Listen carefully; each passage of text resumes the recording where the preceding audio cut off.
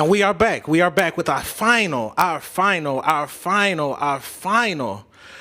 Sunday school coming live from the Blue Room at Third Man Records. And if you know by now, if you've been rocking with us the whole time, you know that this is a fundraiser where we are raising funds to bring a guaranteed basic income pilot to North Nashville. So you might be asking yourself, how are we going to interrupt poverty using a guaranteed basic income? And we have three very succinct things that we're going to do. First, we're going to create a pilot that invests directly in the people of North Nashville over 1 year. We're going to track the impacts of that guaranteed basic income with researchers from the Center for Guaranteed Basic Income at the University of Penn. And then, we're going to publish findings that serve as a roadmap to other communities. So throughout this, if you feel so moved, please donate.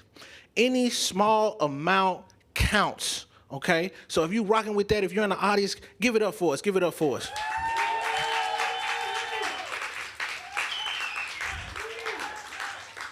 So with this being the final Sunday school, I just want to announce really fast that what we're going to be doing is that we're going to be creating and dropping a micro pilot where we're going to give 30 families a guaranteed basic income, and with the hope of then growing that out to include 100 more families and folks. So I'm humbled to announce today that through all our grassroots fundraisers and all our grassroots donations, and also with donors like yourself, we have been able to raise $251,000 to date.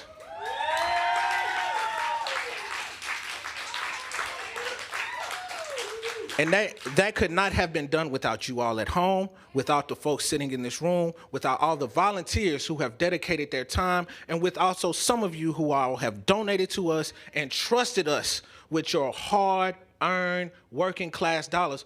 And also, we are looking for 49,000 so that we can grow the micro pilot up to include 30 families. So like I said before, if you are so moved throughout the entirety of this project, throughout this live stream, please feel free to donate to Moving Nashville Forward. And since this is the final one, I do want to mention that we are trying to get our dollars to our people. We know that you, behind this camera lens, is probably struggling, right? We know that we are going through a pandemic.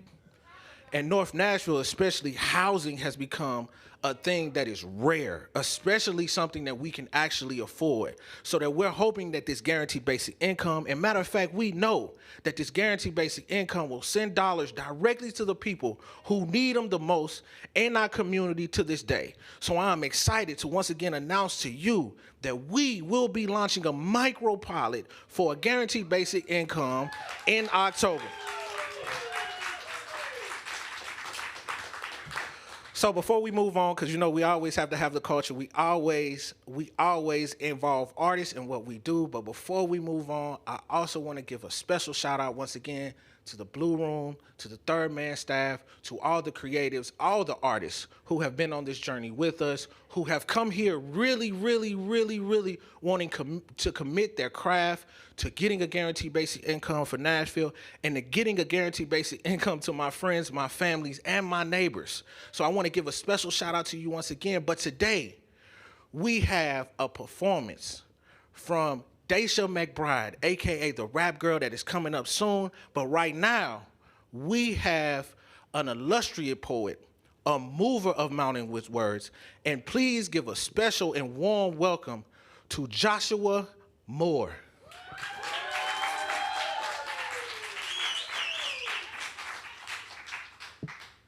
Morning, y'all. Happy Sunday.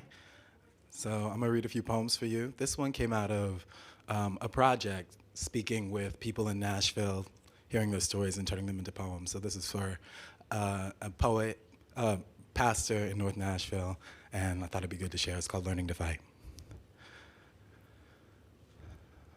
Learning to fight. My father never taught us. Said the only thing we should be fighting over was an education. If we wanted to break spines, we could crack open a book. We didn't raise any barroom brawlers, my mother used to say. If ever we chose to start a fight, we could be sure she'd finish it. But whoever told them, "Thou shalt not wrestle against flesh and blood," clearly never caught an episode of the A-Team or a scene from Monday Night WrestleMania, couldn't know how the proper placement of fist to hip can make a grown man turn a somersault, how the sudden thrust of thigh off a rope can buoy the body over a ring, how the subtlest shift in grip can make an opponent sing out in submission. Those shows taught me the only moves I knew to use that summer when those big kids tried to pound us and my attempt at Mr. T left us bruised and pressed into those pricker bushes. Let me begin again. The first time I heard my parents fight, I was 12 years old. Huddled in front of WrestleMania's Technicolor glow, the clamor of my parents' voices building to the decibel of a breaking storm.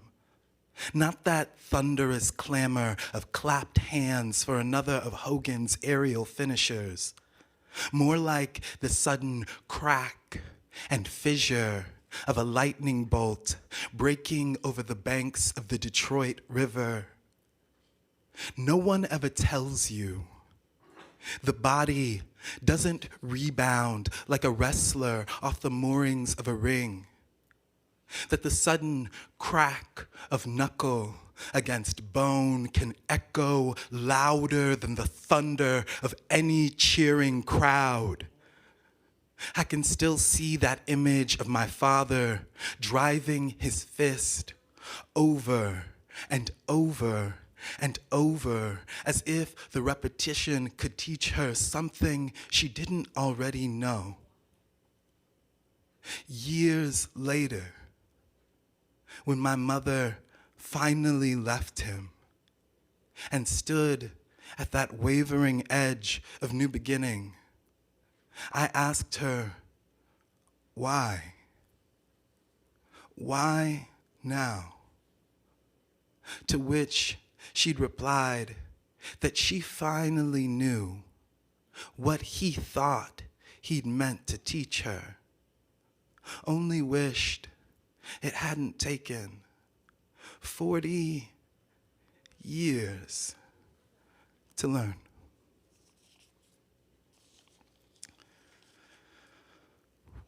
So this next poem is by my niece and nephew, and it was written after the verdict for the Tamir Rice case.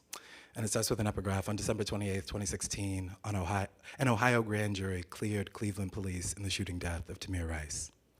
A sanctuary. First ground of pepper in the pot.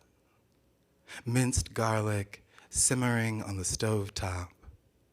The bacon's crackle hiss. Blue flame bristling the back of a skillet. Sudden pop, spring of grease, dots speckling the edge of the counter. Is it ready? My niece chimes out from the living room. Chorus of spices, clang of a spoon, call her to the kitchen like a song. Her brother nestled soundly in my brother's lap. How they don't yet pay attention to the news. Its discordant blues sifting in behind them. An old tune. Too young to know this pang beyond hunger. And this is my last poem I'm gonna read for y'all. It came out of a project speaking with some of the Nashville Freedom Writers about their experience, specifically Dr. Alan Caine, who passed away last year during the pandemic. And so part of his story was about him being a young man in Florida and having a confrontation, back in the 30s, 40s, and his family being afraid that his interaction with a white shop owner might lead to his being killed. So this poem is sort of responding to and thinking about that. And it has an asterisk to the title. And the asterisk says that of the 25 counties in the American South with the most documented lynchings, 6 are in Florida. And of the 6, Orange County has the highest number of recorded lynchings in the state. Orange County. Oh, and it includes an F slur, I'll say. Orange County.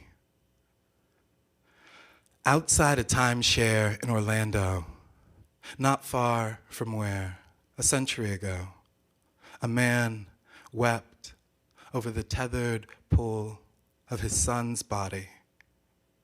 I cried into my father's arms. What we make of ourselves in the loud cadaver of self-loathing. Once a boy, not half the age I am now, said faggot. And for 20 years, I called that prophecy. I release you from the cellar of your own mistrust.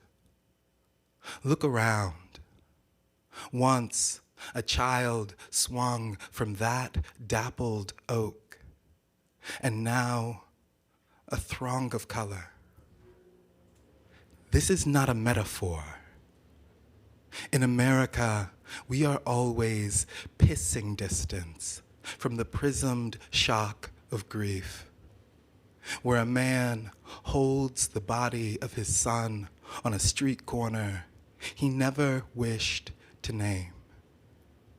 This is the long unmooring, the waking and rewaking in disbelief.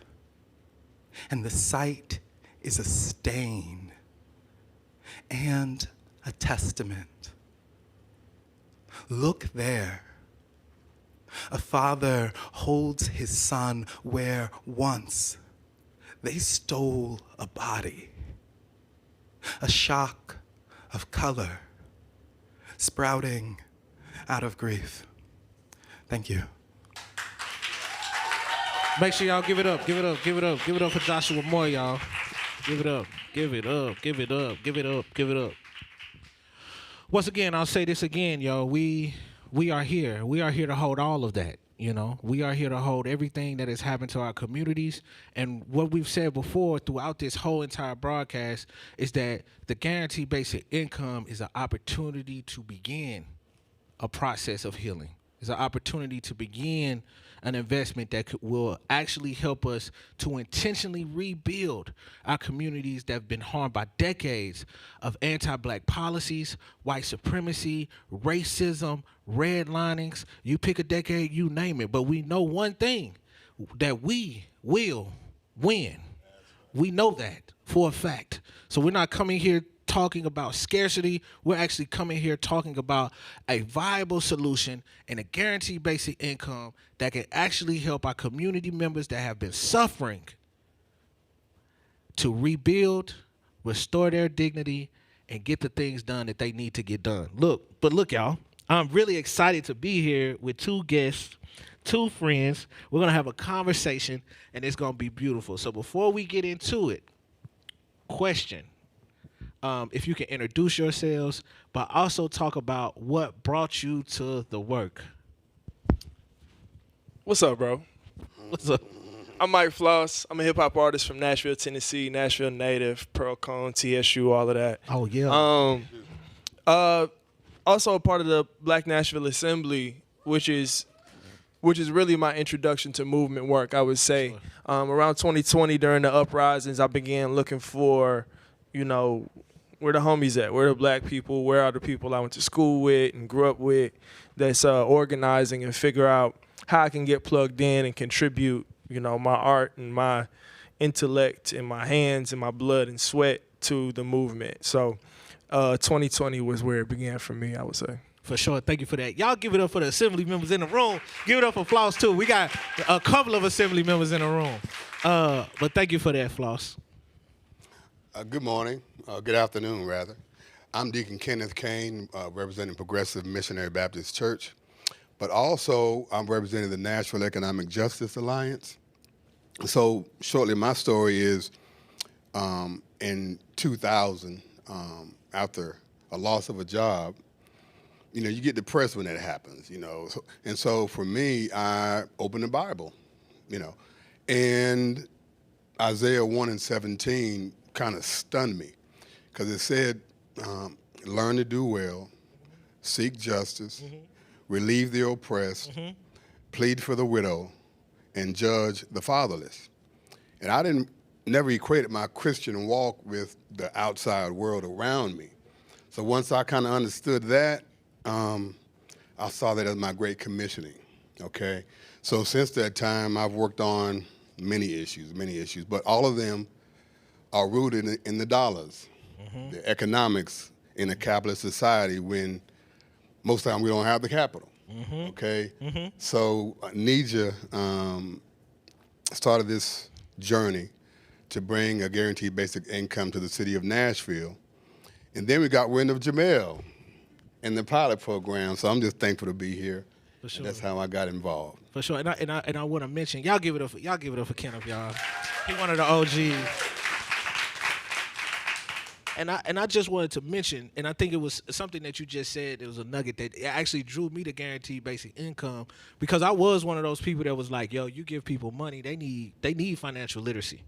Right? I was one of those people that was like really believed in that myth until literally when I was reading through guaranteed basic income, it was like, but you still don't have the capital to even exercise any of the stuff that they even trying to teach you. So if you could just kind of dive in on a guaranteed basic income, the historical context of it, because I know you do a lot of organizing with the Nashville Economic Justice Alliance around Caine and stuff like that. So you just kind of ground us in that history. Okay, great.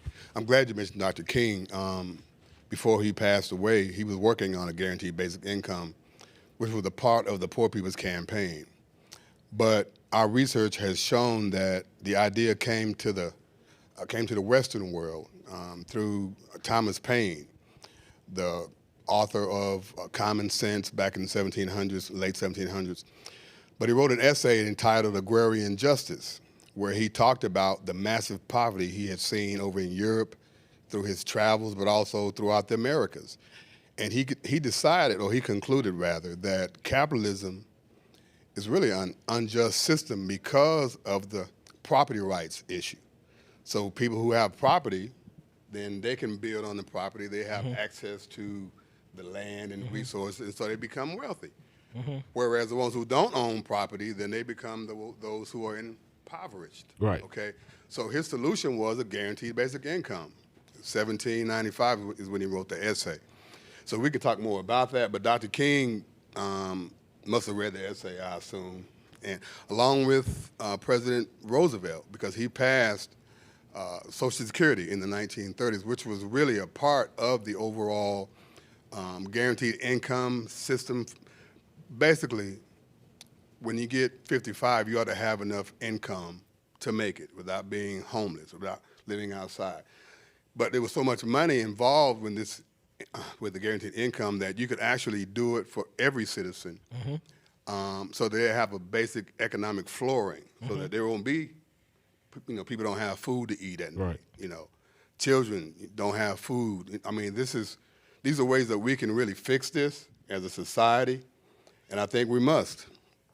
I don't think we have much more choice. No, thank you for that. Thank you for that.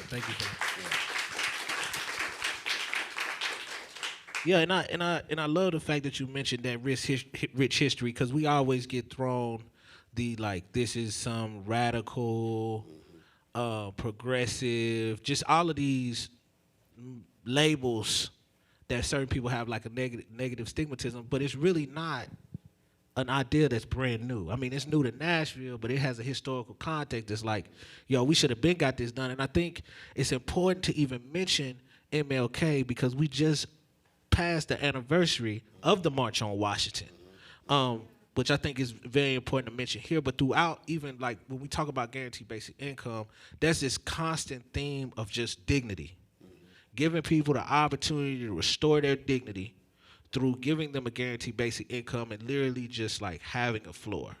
So if both of you all can just talk about just like what does dignity mean to you, and then if you want to go towards a guaranteed basic income, how can a guaranteed basic income actually like help people restore their dignity?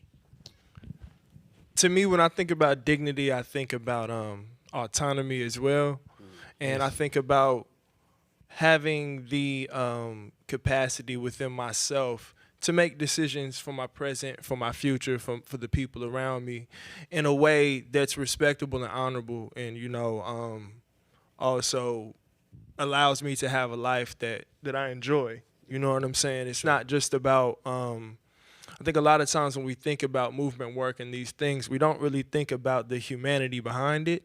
A lot of times we're just trying to get this basic need met, which is really important, but around that is also the ability to thrive.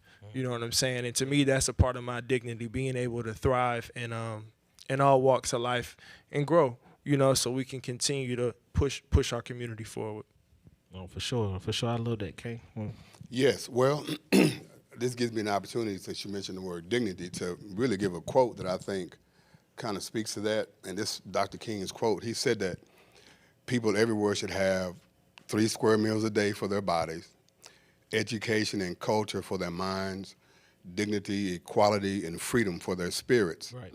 So if you don't have enough income to make it, it's going to put you in a situation where you get desperate. Right. A lot of the crimes that we see in our communities, a lot of the drug wars, these folks are just trying to make ends meet. Right. I mean, we may not like their method, but the economy is not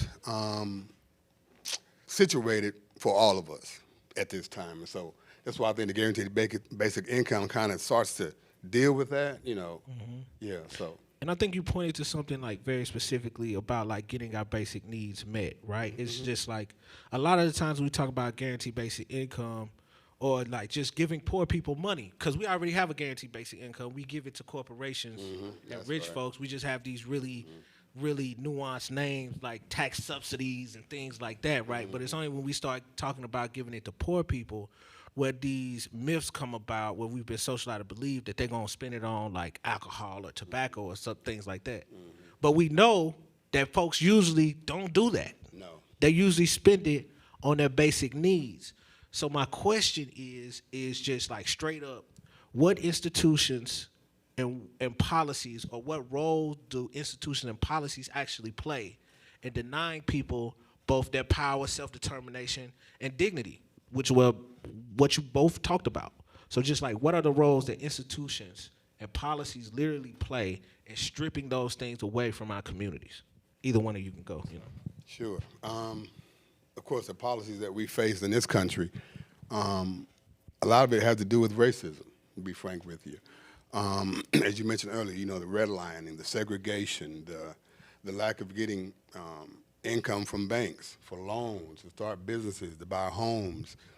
The economic system has not been kind to America, to black folk in this country, obviously. Right. And so I think those barriers still exist. But the good news is that there are more people who are conscious and are aware that either we go up together or we go down together.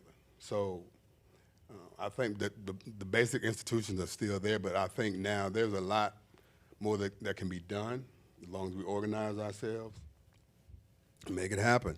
For sure. Yeah, and something that comes to mind for me too is when we're talking about policy and policy making and the value of that, the role that it plays on our side, where it is we're fighting, greed, American capitalism. You know what I'm saying? And a lot of times I think policy making is one of the great tools we have that we can exercise in order to fight the greed of major corporations and things like that. So I think when it comes to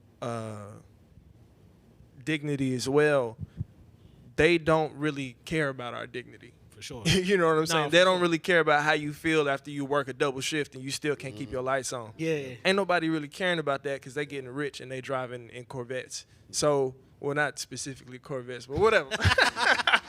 I like Corvettes too. I don't have one, but you know what I mean. Right. But yeah, I think policy making protects us kind of like as a shield a little bit. It's one of the tools we can exercise. No, for sure, and that makes sense because one of the things that we definitely want to work on, and NEJA's been working on this for years, but as we do the pilot, we know that the policy win is the win that we're trying to get to, right? Like, we're doing this privately, but we'll never be able to do it at a scale that it needs to be done privately in order to get everybody a guaranteed basic income that needs it. So it's like this idea of like going towards policy as an actual weapon that we can use to start reworking those things and securing our people, I think is important to center even in this moment. So if you had to just like speak to the homies, right? Because both of y'all brought up capitalism, so y'all set this one up well. So if you just had to speak to the homies and explain to them, like, okay, like guaranteed basic income, capitalism actually is damaging our folks. We need something like a guaranteed basic income. How would you explain it to them in a way where you actually think that they would take it in? I know it's a dangerous question because we're gonna have to we might have to pull some out of our pockets for real. It's a few different ways to look at it. So like a lot of my homies are in music, right? So in a music business, right? In order for you to succeed as an artist, and in order for you to grow your fan base and grow your career and thrive as an artist, right? It takes an investment, right? You have to invest in that artist in various ways in order for them to get to this higher level where they can achieve their full potential. Sometimes that investment is financial, sometimes it's educational, sometimes it's just straight up reps, getting in the studio, things like this. I look at guaranteed basic income as an investment into our people that will allow them to reach their full potential later down the line. And if we don't make that investment, we don't have a fair ground to start on to have these expectations of people. This like whole pull yourself up by the bootstraps concept is unrealistic if you don't have your basic needs met. Yeah, and that makes sense because then if you don't have that initial investment, you might go and do the things that Kenneth talked about, where you might actually go out and commit some type of harm, right? Trying to secure some monetary for that initial investment because you know you want to do that. Exactly, because desperation is you get to your last resort. Yeah. You got to do something. You know what I'm saying? I'm looking for a place in Nashville right now. I don't know. How is that coming, Floss? I don't know. I might have to kick open somebody's door at Amazon or something. I don't know what's going on, but I need some lower rent. No, I feel you because it's out of control. But I think when we talking to the homies about it, it's actually very simple when you look at it from an investment space. Yeah, for sure. Thank you for that tough question. Yeah. I appreciate that. Yeah, Kenneth be on the street all the time talking to everybody, so I know he got a good one right here. I hope so. I want to go back to the property rights piece because I think that really helps people to really understand what happened to us. So first, and this is Thomas Paine's thinking, God didn't open up a land granting office, okay? That was man-made. For sure. And so because of that, it took away our individual rights to the earth, okay? So the idea was that if all the property owners would pay a small tax on all of their property, it would be so much money available to be put into this big pot. Yep. And from that big pot, you could do two things. You could, one, when you turn 55, you get an old age pension. Secondly, when it's so much money there, when you turn 21, you get a guaranteed basic income because you have now been deprived of your birthright in America to the land. Wow. And so that's how I try to explain it to people. This is not a handout. You have a birthright. You were born in this country. The land has been distributed to everyone else but you, but yet you still have dignity. You still have worth. And so we have to somehow get our economic system in line with that so that no one would be without decent housing, decent food to eat, So that's how I try to explain what basic income is. Again, it is not a handout; it is a birthright. Yeah, and I've seen Kenneth I've seen Kenneth do this live. I think we were at Fisk. And we was having a conversation with an administrator, and Kenneth was just like, yo, do you know what a guaranteed basic income is?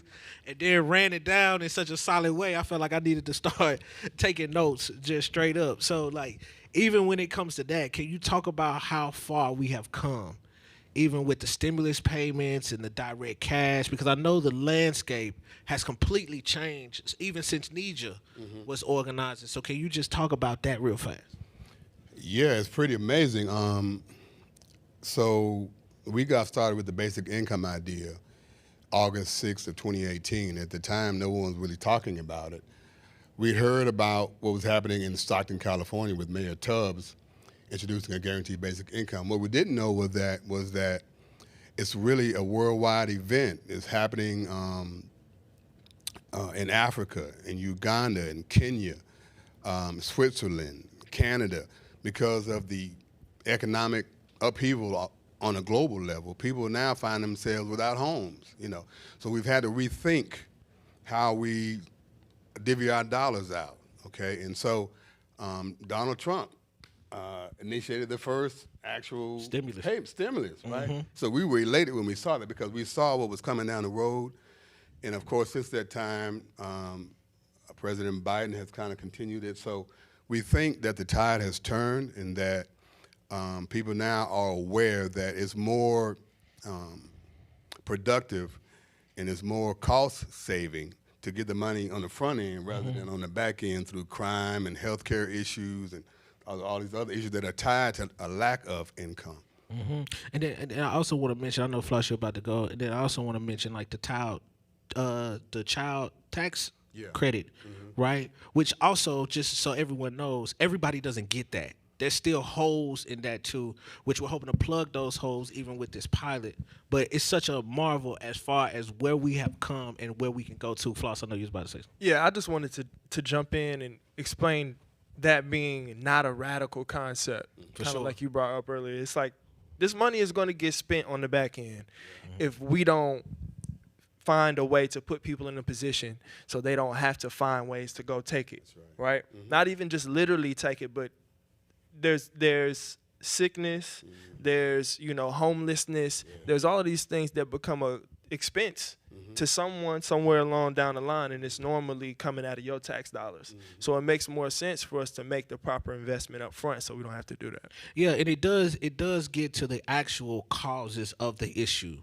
I think we've already, and I think it's well known that poverty drives certain things, certain ills in our communities, but a guaranteed basic income goes directly that. I think even Caine called it a direct action against poverty at one point in time. So I'm like, yo, if we can get this guaranteed basic income popping, it's a whole lot of issues that are just going to start being solved, especially when we get to that organizing piece. And if you could just, either one of y'all could just like comment on that, how it's going to literally take organization to get this done in a way that just doesn't leave other vulnerable folks out. Well, in terms of our thing with NEJA, we envision a guaranteed basic income for everyone in the state of Tennessee, but we're going to start here locally. We envision it being not as a replacement to other welfare programs. That's important. But as an addition. Because in Nashville, as you know, you got to have at least $80,000 to be able to, you know, live in a fairly comfortable manner, which a lot of us are not. Okay, so we want to have the city involved in the instituting it into the government itself, so that if you make below a certain income level, then you get this amount of money each month. Because, and you spoke to this earlier, because research has shown that when people get the basic needs, these stimulus checks, they do stuff like get their car fixed, you know, buy their kids some shoes. I mean, basic things that people need to just survive and live in a way that they don't have to be frustrated and stressed out, you know. Because a lot of people, as you know, who are working are still poor. For sure. You know, have two jobs, but they still can't make basic needs meet. So we can do better than this. No, for sure. Yeah. For sure. And like, not only can we do better than this, we can start solving it, because all of these issues have a solution. That's right. Right? I mean, personally, I just refuse to accept that an issue don't have a solution. And we just gotta, I mean, I think Floss talked about it earlier, that like bootstrap mentality. And the thing about the guaranteed basic income is it uproots those age-old narratives about people that are struggling with poverty by literally showing folks like, yo, we can build this floor, they can come out better and things like that.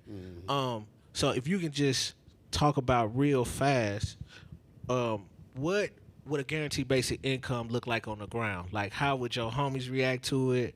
How would your friends, your co-workers and stuff like that? Just what would that look like? Well, I the first thing that comes to mind when you ask that question is what it looks like down the line, because once people's basic needs get met and they have an opportunity to do well for themselves, I think what that looks like is a lot more local businesses. I think what it looks like is a lot more people pursuing different endeavors, whether that's in tech or the arts or education or wherever the scope of our people have opportunity. For sure. Once those basic needs are met, they can pursue those things, which down the line create a healthier environment for all of us. So it's not just going to stop at somebody, like you said, getting their car fixed, which is where it's going to go first. But as those things get taken care of, now it frees you up to go somewhere greater. I love it. Yeah. I can't. That's the best answer I could have given. Congratulations on that, man. No, it's all good. So, and you know what I'm saying? Like, that was great, because the thing that was coming to my mind is hope. You know, it gives people opportunity to actually like be able to look forward to the future and hope for something. So I know these conversations can be really heavy, and even the work sometimes, because we are talking about very real shit. Like, we are in the trenches, right? When you're in those areas of even doing the movement work and holding things down, like formerly incarcerated, people who are struggling with poverty, houseless folks, all of those folks, how do you remain hopeful in the work? And we ask that to every person who sits up here. So just like, because I think it's important to just like center why we do what we do and how we just maintain the momentum to keep moving forward. So what keeps you hopeful? I know for me, success breeds success. So, for example, when I first moved to Nashville, we had trouble in our neighborhood, cars speeding by, and so we organized a neighborhood association. And before we knew it, we got the city to come in and install a roundabout, which slowed down the traffic. So that taught me that you can create change around you. I mean, you don't have to have a PhD. You just have to have a heart full of love and willing to work at it. And so that's one thing that keeps me hopeful. But then there's other instances where we see, like, Barack Obama get elected. I mean, things that are unthinkable, but it happened twice. You know what I mean? So I look for those kinds of things in life to keep my hope going, you know. And, of course, I know that who I'm serving, there's been so many before us who've come before us, who've made great changes through our society. And so, to me, there's no need to be pessimistic, you know. I know I don't have the power, but I know who has the power. So that's my source of hope. Thank you for that. Thank you for that. I draw my hope from a lot of places. I'm gonna start with one of my nieces. I got two nieces, one named Journey and Mila. Mila, she loved to dance. You know what I'm saying? She say she got music in her heart and she got to get it out. So when I see her, you know, doing ballet or whatever she's into that day, that gives me hope in general, and just wanting to create a space where her growing up in Nashville is a joyous experience. You know what I'm saying? But also, what gives me hope is seeing, like, with the Black Nashville Assembly, like, seeing more people that we went to school with, seeing our homies get engaged and taking up space to generate power for our people. You know what I'm saying? And a lot of times we get into this mindset of, okay, I'm not a historian, or I'm not, you know, these different things that I think I have to be to engage and change. in our time. And that's not true. You know, seeing people bring their gifts and their talents to the movement always gives me a lot of hope. No, for sure. And I just wanted to say thank you for that, Floss. And I wanted to say just real fast, like, the doors of movement are always open, right? We need everyone to be in organization, moving in a similar direction so we can actually solve these problems, because the only way that it's going to get solved is through organization. But before we kick it, y'all give a round of applause for our two great guests. They did a great job, yo. They really held it down. So with that being said, once again, this is Moving Nashville Forward. We are bringing a guaranteed basic income pilot to North Nashville. So if you heard anything today, or if you would like to be involved, this is a fundraiser. So you can donate. There should be links there's probably links all over the place. So if you visit movingnashvilleforward.org, you can donate there. If you go to Third Man Records website, you can purchase something and add a donation to your purchase. Because if we're going to get this done, like we've said before, it is going to be through organization, and it is going to be through organizing the people. One thing that is specific about this Guaranteed Basic Income pilot that we did not talk about before is this is the only one in the country that is doing this right here, taking their time out to explain to community members what a guaranteed basic income is. Also, grassroots fundraising the dollars. We do not have a billionaire backing us. We do not have a large-scale corporation. But what we do have is we have the people. So if you're in the audience, please give it up. Thank y'all, thank y'all, thank y'all, thank y'all, thank y'all. So coming up next, we have a great performance from Daisha McBride, a.k.a. the Rap Girl. But before we get into that, we have a quick public education video that we've been showing folks just to break down both the narrative and the guaranteed basic income. So just sit tight. We have a performance coming up. But before we get to that performance, we have a quick 2-minute animation, and we're going to see you soon. North Nashville is Nashville's soul. And Nashville dead-ended it when it built Interstate 40 through its heart. Moving Nashville Forward is launching a guaranteed basic income pilot to disrupt poverty in our city. Starting in the 37208 zip code, North Nashville, where we can begin to address this harm. The interstate permanently scarred and isolated the area. 80% of Black-owned businesses in Nashville closed as a result, devastating it economically and creating the conditions of poverty there today. North Nashville has an average income of less than half of Nashville's living wage. Families are struggling with the impact of decades of over-policing, the aftermath of a tornado, and rapid gentrification. They lack access to jobs that pay a living wage, healthcare, and social services. We can change this by investing in the people of North Nashville.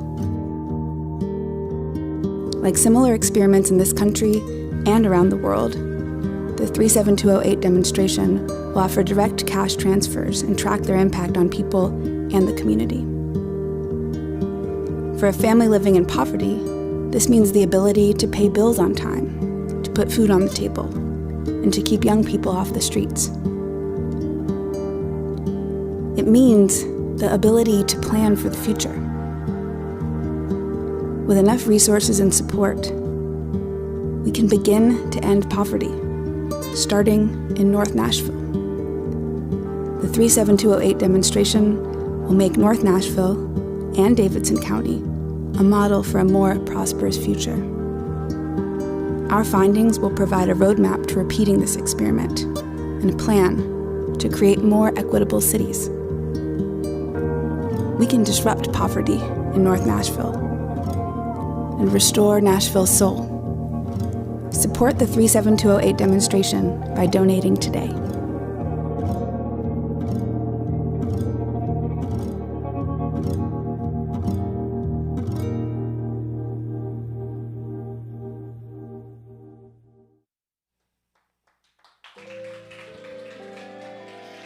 What it do, what it do, what it do, what it do, what it do.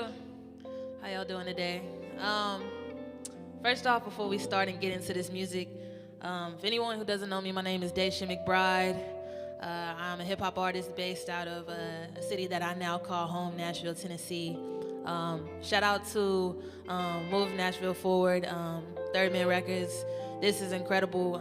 Just sitting down, listening, I feel like I learned a lot that I didn't know, and it definitely has me inspired to, get involved more and do more. So just thank y'all for having me out. We're gonna do a couple songs. Oh, thank y'all. We're gonna do a couple songs for y'all, if that's okay. So this first song, I put it out last year. As we know, we are still going through a global pandemic, and I had a great year last year despite the pandemic, and I had a lot of moments where I just wanted to just go out and celebrate, go out and have a good time with my people, and I couldn't do that. So I wrote this song because I said whenever I can go out, whenever I can celebrate, I want to be able to go out and perform this song. So this song is called On for the Night. Yeah.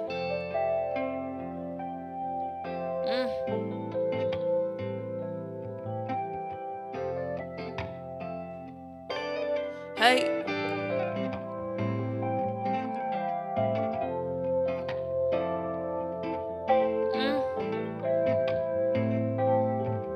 Yeah. This whole year got me stressed out. Things ain't feeling right since Kobe went to rest now. I bet it all on people that I thought would work out.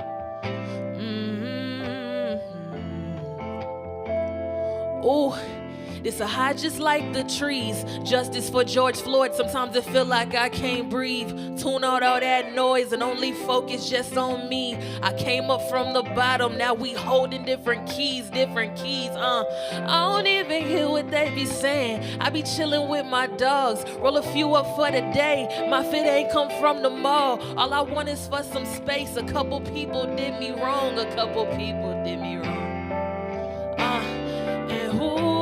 becoming who I wanted to be. They tried to box you in before, you better cut it to 3. Take a break from all the world, I got my people with me. Tell them we on for the night. I got the Patron with the ice. Out of control, another vice. I got it all on my own, I did it right, yeah. Tell them we on for the night. I got the Patron with the ice. I'm out of control, another vice. I got it all on my own, I did it right, hey. Look, we make cash, we coming away fast. My bottom row iced out, can't see that through face mask. And we celebrate the wins, except that it's my time. But popping champagne hit differently outside. So I'm strolling around with the bottle, I'm trying to celebrate life. And maybe I'll get a bit out of control, we'll see by the end of the night. Ooh, I'm trying to tell you, we really be eating. We speaking and speaking and speak it again. I'm to the point that I do what I want. I humble myself and thank God in advance. And I look at my surroundings and don't see nobody stopping me. Rolling through your city, take it over like Monopoly. They see how I move, so I don't mind it if they copy me. Try me now, ooh, I wish they would like mahogany. And ooh, I'm becoming who I wanted to be. They try to box you in before, you better cut it to 3 and take a break from all the world. I got my people with me, Tell them we on for the night. I got the Patron with the ice. Out of control, another vice. I got it all on my own, I did it right, hey. Tell them we on for the night. I got the Patron with the ice. I'm out of control, another vice. I got it all on my own, I did it right. I did it right, yeah.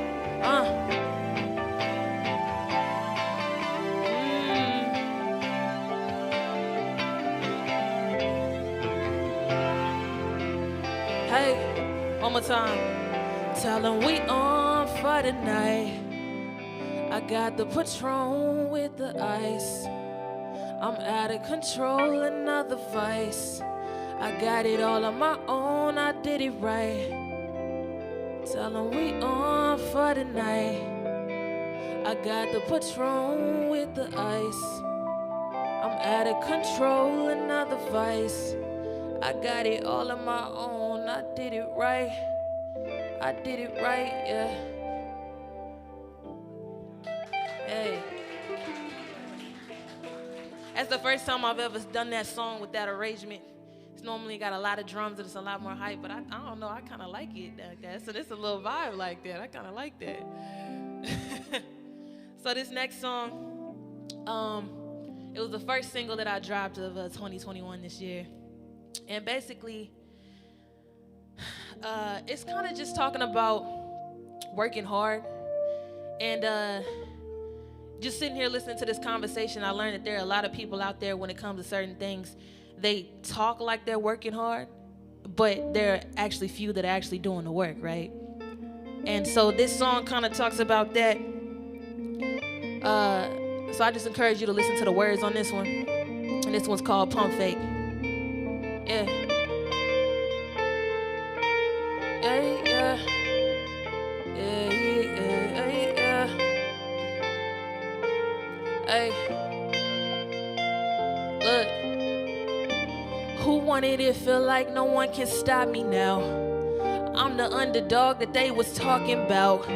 I got a lot to say that I've been silent about. I had to let some people go, they wanna try me now. Oh, we on go. I'm low-key getting money on the road. Just caught another body at the show. Hey, who gon' stop me now? I think something different about me, I'm not one of y'all. It's hard to think big when your pockets look small. I used to be at school beating at lockers on the wall. And they think that we dumb, but we ain't started yet at all. Yeah, yeah. I just call it like I see. No attention that I need. Making toast all in the club. We buy liquor by the threes. I be busy showing love while they taking shots at me. I pull up 40 on my wrist real quick. Little shawty with the hits like this. They know about me cause I drip a little bit. And they don't know I don't forget. I wish, yeah, I got it, tell me what you want, baby. They be lying if they say I ain't the one, baby. One take, you ain't ballin', you just pump fake. You know they real if they gon' ride with you in some shake. We ain't with the gunplay. I just put up 40 on my wrist real quick. Little shawty with the hits like this. They know about me cause I drip a little bit.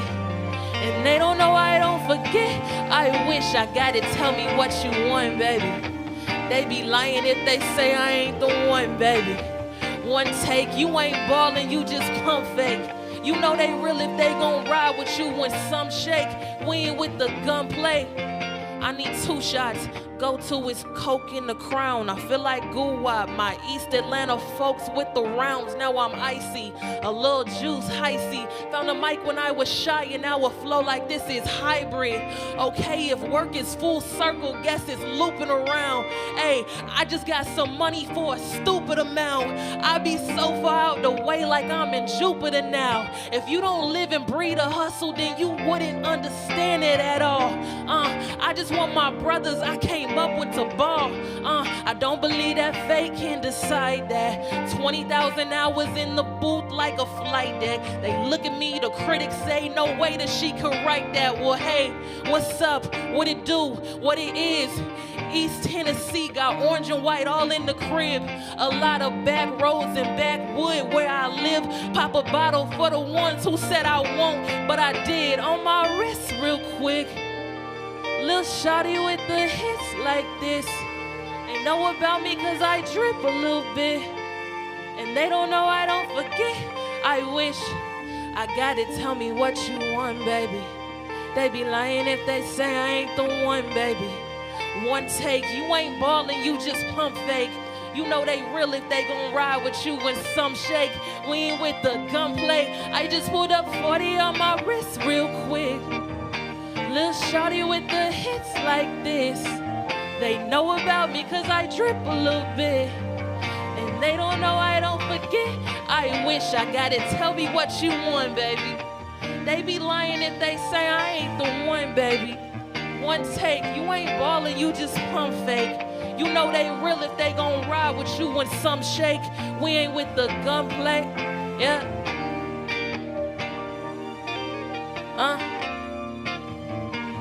I said we ain't with the gunplay.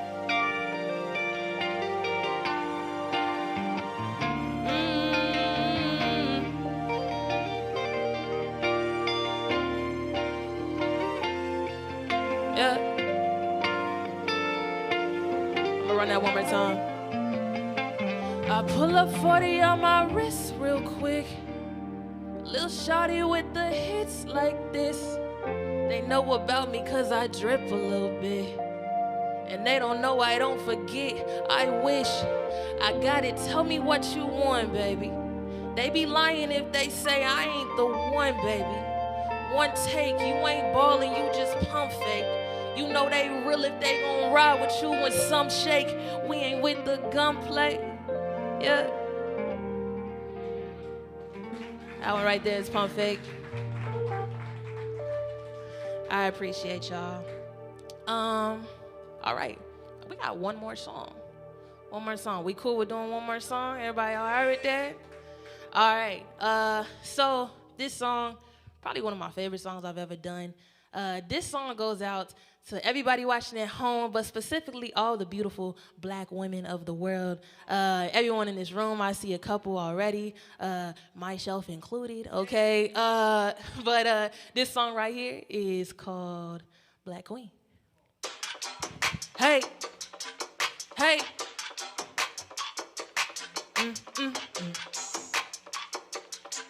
Yeah. Look. You and I seeing a black queen out here doing the rap thing. My foot on the pedal, I'm winning and settle. My Honda be all in the fast lane. Wrist look frozen, causing commotion. Added another little notch on my belt. Money like Oprah, brothers like Jonas. So many flows I can feature myself. Came from the East End, dope like Kingpin. Then got the moves like Jagger. Wait, look at my crew who battle with the top down, screaming out Black Lives Matter.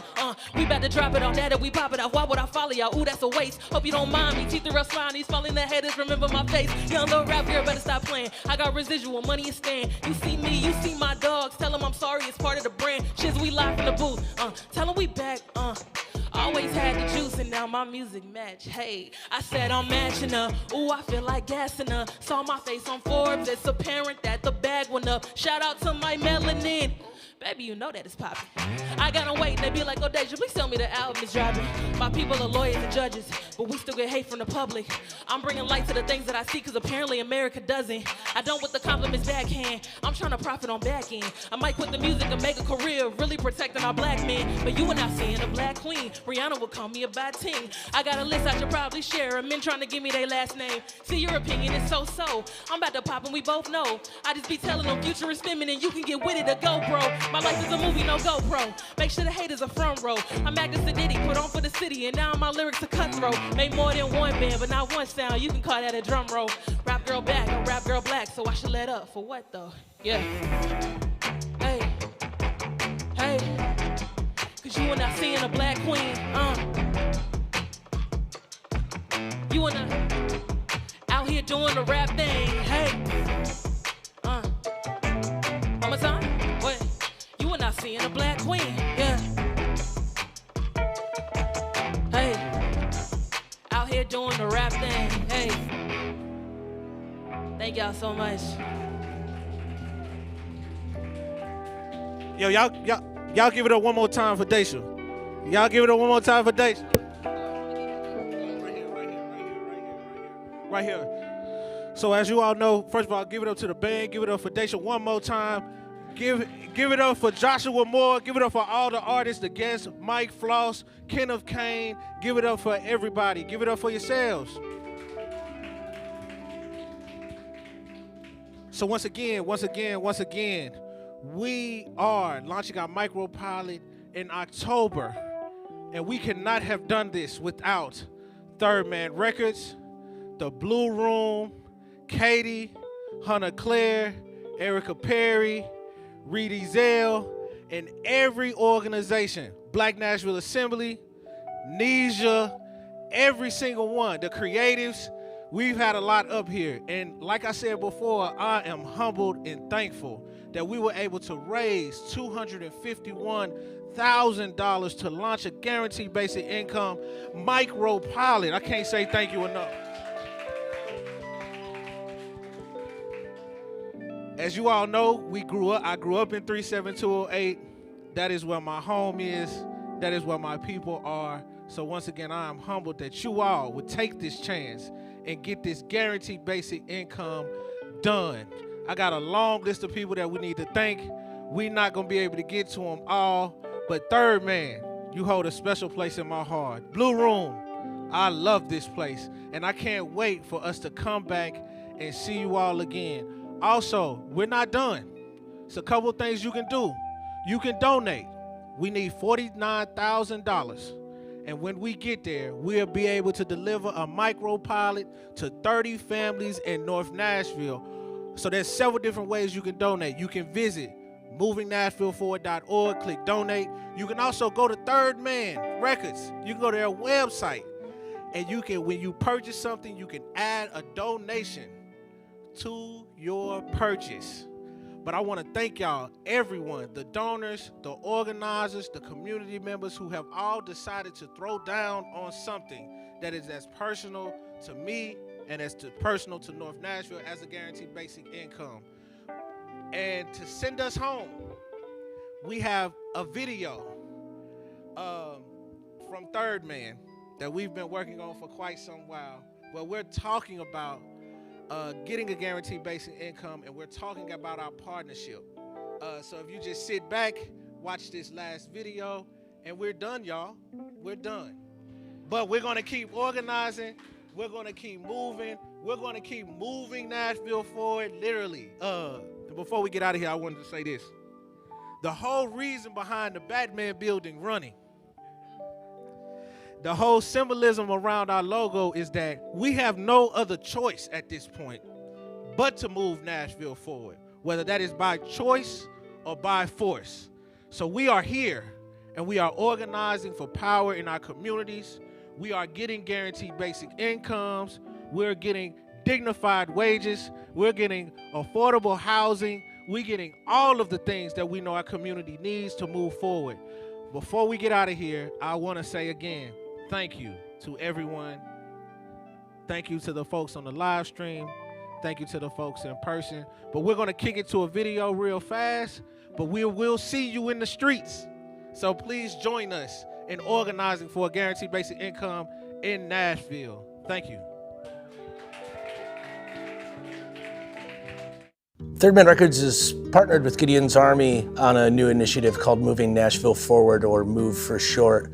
And Moving Nashville Forward aims to be the first guaranteed direct basic income in the North Nashville community. We feel North Nashville plays an important role in the city's cultural and musical history, but that's not the only thing that's important to us. We at the label feel very strongly about the community where we've been able to grow and thrive as a business, and all the members of that community are important, regardless of their contributions to, culture and art and business. We think that, everyone has value, and we want to see direct income being injected into our communities and see the effects that can have on people's lives on a day-to-day basis.